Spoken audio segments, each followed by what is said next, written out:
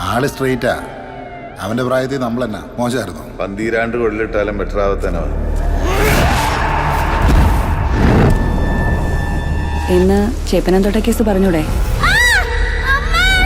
സാറേ,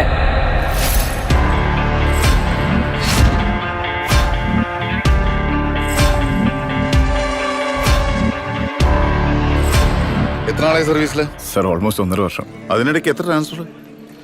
ഇത് 5ാമത്തെയാണ് സർ. നമ്മൾ കണ്ടറിഞ്ഞങ്ങ് നിന്നാ മതി സാറേ. ലേശം മുൻകോപം ഉണ്ടെന്നേ ഉള്ളൂ. പോലീസിന്റെ കൈ വെക്കുന്നു. അടിക്കണോ?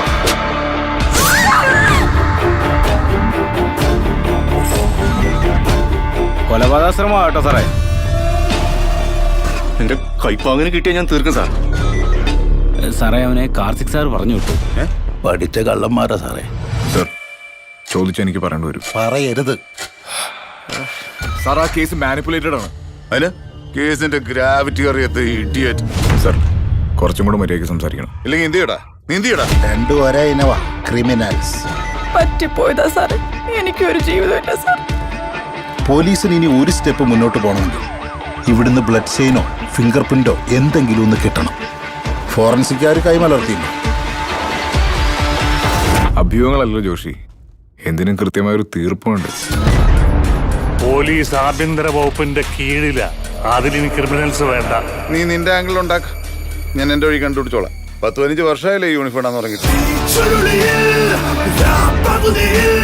ഇപ്പൊ അവൻ വിചാരിക്കണ പോലെ നീയൊക്കെ ചെയ്തോണ്ടിരിക്കുന്നത്. എന്നാ അത് എന്റെ നെഞ്ചത്തോട്ട് വേണ്ട. ഇടിച്ച് ഞാൻ പിഴിയും കഴിവറി. ഒന്ന് വണ്ടി കയറും.